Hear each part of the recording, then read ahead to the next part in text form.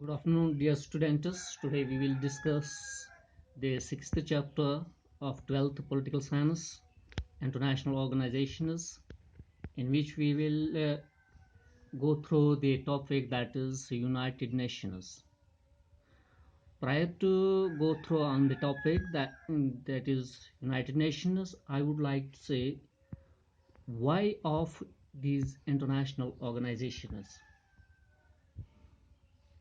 As the international organizations are not the answer to everything, but they are important. International organizations help with matters of war and peace.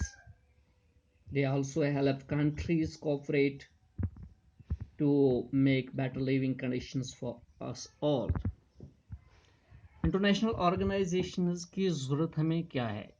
अगर हर एक सवाल का जवाब international organisations नहीं है, यानी हर एक मामले का हल ऑर्गेनाइजेशन ये इंटरनेशनल ऑर्गेनाइजेशंस नहीं दे सकते हैं, लेकिन ये इंटरनेशनल ऑर्गेनाइजेशन हमें इस वार को अवॉइड कर सकते हैं या हमें बेटर लाइफ प्रोवाइड कर सकते हैं by maintaining peace and order. And countries have conflicts and differences with each other. That doesn't necessarily mean they must go for war to deal with their antagonism. They can instead discuss contentious issues and find peaceful solutions. Indeed, even though this is rarely noticed, most conflicts and differences are resolved without going to war. The role of an international organization can be important in this context. अब हर एक मसले का हल जंग नहीं है. Countries prefer करते हैं कि अगर उनके बीच कुछ डिफरेंसेस हैं या इश्यूज हैं, इनको जंग के बजाय पीसफुल सेटलमेंट करते हैं, यानी उनको हल करते हैं peacefully through dialogue, through confidence building measures और through other peaceful means. An international organization, though, is not a super state with authority over its members. It is created by and responds to states. It comes into being when states agree to its creation. Once created, it can help member states resolve their problems peacefully. In this way, we can say the international organizations are helpful in many ways. Nations can usually see that there are some burning issues or some things they must do together. There are issues that are so challenging that they can only be dealt with when everyone works together. Let's see, in the world or in the globe, there are many issues in which the individual countries they cannot resolve them. For example, the global poverty, for example, the climatic change, for example, the global warming, and likewise the health epidemic, as the world is witnessing nowadays.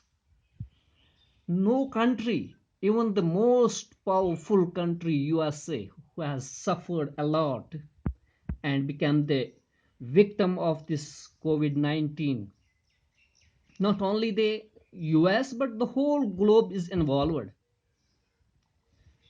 And how we can resolve this issue?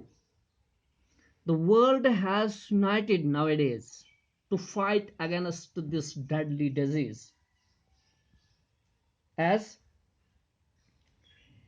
the disease which can only be eradicated if everyone in the world cooperates in vaccinating their populations.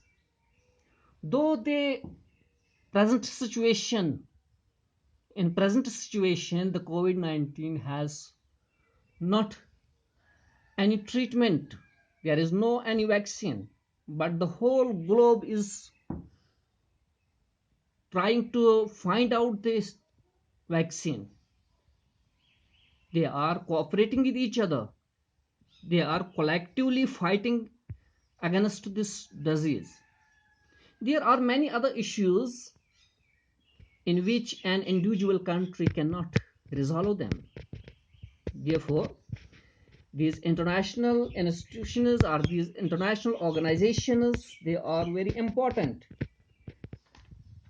to cooperate and also to make an end of such problems which are or which were from time to time faced by the whole globe.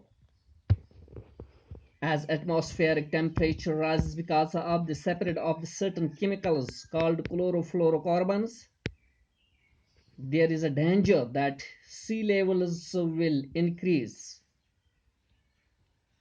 or rise, thereby submerging many coastal areas of the world, including huge cities.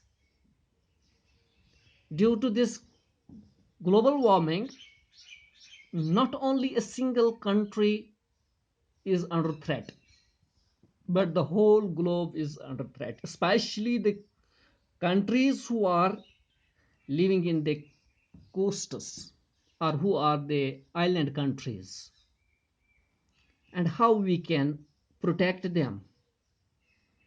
It is international organizations which try to seek the cooperation of the whole globe in order to minimize the emission of the chlorofluorocarbons, or they check the factors which are responsible for this global warming, and in such a way these organizations they cooperate, and they make efforts to provide a better living to the whole world.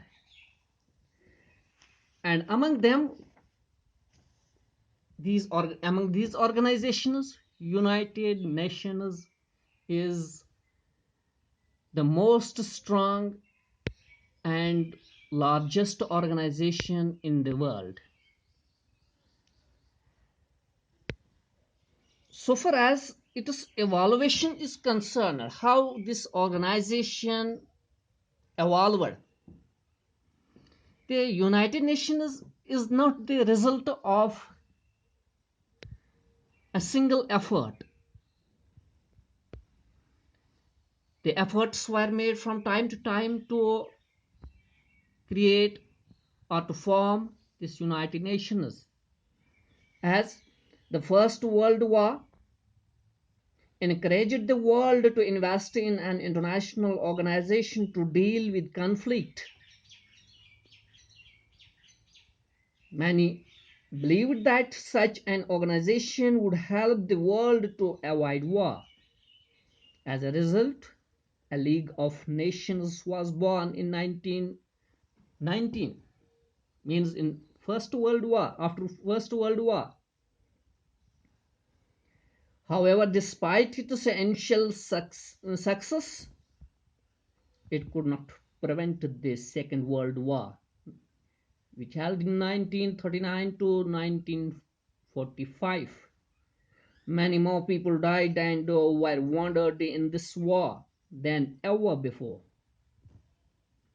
Therefore, keeping in view the destruction of the Second World War, the leaders of the powerful countries they tried to form an organization which will maintain peace and security. And for this reason, the steps have been taken from time to time. I will not go through in detail the history of the United Nations, how it was formed, the Tehran Conference, and also it is Prince of Wales Conference. Briefly, I will give you the timeline of the formation of the United Nations. In 1941, the Atlantic Charter was signed by the President Franklin E. Roosevelt and British Prime Minister Winston S. Churchill. And also in 1942, another step was taken with regard to the formation of the United Nations, and also in 1943, Tehran Conference Declaration. Again in 1945, the Big Threes, means Roosevelt, Churchill, and Stalin, decided to organize a United Nations conference on the proposed world organization. Similarly, in April-May 1945, 2 months long United Nations Conference on International Organization at San Francisco, and also June 26, 1945, signing of UN Charter by its founding members, 50 nations, and later on Poland also signed it and became the 51, and October 24th, 1945, the UN was founded. Hence, October 24 is celebrated every year as a UN Day, United Nations Day. This was about its evolution a little bit. The UN was founded as a successor to the League of Nations. It was established in 1945, immediately after the World War II. The organization was set up through the signing of United Nations Charter by 51 states. It tried to achieve what the League could not. Between the two world wars, the UN's objective is to prevent international conflict and to facilitate cooperation among states. It was founded with the hope that it would act to stop the conflict between states escalating into war, and if war broke out, to limit the extent of hostilities. For this purpose, the United Nations was formed. And the United Nations, it had these six principal organs. Let's see what are these principal organs associated with different subordinate bodies, different agencies and programs. The first organ of the United Nations, that is General Assembly. Regarding the structure of the UNO, United Nations Organization, you might have read in the 8th class and also in 12th class, but briefly I will give you the structural formation of this United Nations. First organ of the United Nations is General Assembly, which comprises of 193 member states. Each country or each member state sends 5 persons delegation to attend the meetings of the General Assembly, but all these 5 members have a single vote, and the major decisions require 2/3 majority to get passes. If the resolution is to be passed in the General Assembly, it needs two-third majority. Otherwise, a simple majority. And the decisions of the General Assembly are not binding on UN members. The UNO is constitutionless. It don't have the sovereignty to punish the lawbreakers. It makes the law. It makes the laws. It has its constitution, but there is no binding on the members of UN to obey the decisions taken by the General Assembly. And General Assembly is subordinated with other bodies. It is subordinated by the committees and ad hoc bodies. There are the programs and funds committees, conference on trade and development. Also there is environmental program. Also there is development programs, children's fund, population children's UNICEF, or there is the Office of High Commissioner for Refugees. World Food Program is there. Relief and Works Agency for the Palestine refugees in the Near East,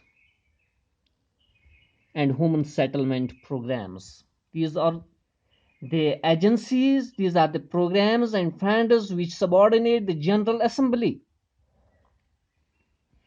And there is related organizations which are subordinate to General Assembly as well as Security Council. That is the International Atomic Energy Agency, which reports both the Security Council as well as the General Assembly. And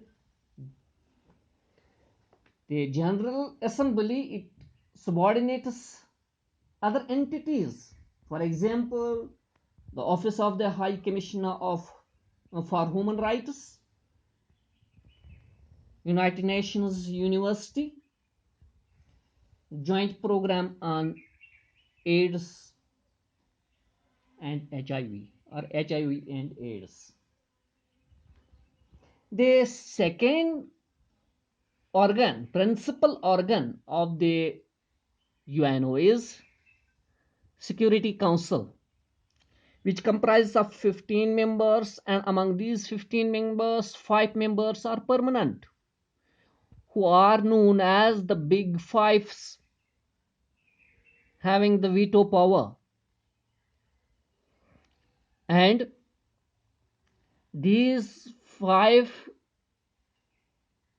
veto powers are USA, France, China, British, and Russia.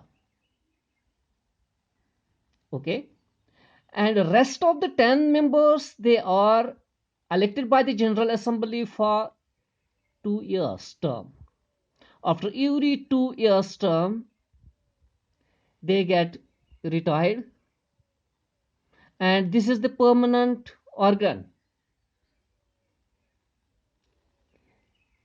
and decisions are binding on all UN members. Whatsoever the decisions are taken by the Security Council, the UN members, they have the binding.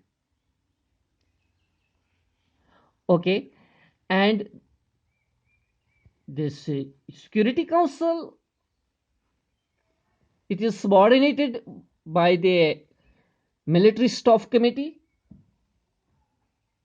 International Criminal Tribunals, former Yugoslavia, Rwanda, and the main objective of the Security Council is peacekeeping operations and missions. And it is said the Security Council has the mandate to hold the weapons if there is human rights violation in any corner of the world, and also it has the influence over the International Court of Justice. This is the second principal organ of the United Nations. And third, that is Economic and Social Council. Economic and Social Council. For this organ, the members are elected by the General Assembly for overlapping 3-year terms. It is comprised of 54 members or 54 seats based on the geographical representation. And this organ, it is subordinated with the functional commissions, for example, the human rights, narcotic drugs, sustainable development, status of women. Also, it is subordinated with the regional commissions like economic commissions for Africa, Europe, Latin America, and the Caribbean Economic and Social Commissions for Asia and Pacific, Western Asia. And its relative organization is World Trade Organization, and it submits the report before the General Assembly. Then the third principal organ of this UNO is International Court of Justice, which consists of 15 judges elected for 9 years by absolute majority in both the General Assembly as well as the Security Council. For the appointment of the judges, the Security Council as well as the General Assembly plays an important role. And if there are some conflicts among the nations, these conflicts are resolved in International Court of Justice. Or if there is any international issue, that is referred to International Court of Justice. And fifth and important organ of this United Nations is the Secretariat. The Secretariat, it is responsible for day-to-day administration as the international staff servicing the other principal organs headed by the Secretary General, who is appointed by the General Assembly on the recommendations of the Security Council for a 5 years renewable term. The Secretariat is headed by the Secretary General.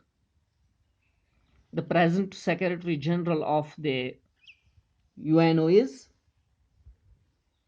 Guterres, who is appointed for the term of 5 years. He can be re-elected for the next term, as he is elected by the General Assembly as well as the Security Council. And there are other specialized agencies which are subsidiary agencies. For example, International Labour Organization, Food and Agricultural Organization, Educational, Scientific and Cultural Organization, UNESCO जिसको हम कहते हैं, World Health Organization, World Bank Group, International Monetary Fund, International Maritime Organization, World Meteorological Organization, International Telecommunication Union. These are some of the specialized agencies, and also the sixth organ of the UNO, that is Trusteeship Council. Trusteeship Council was formulated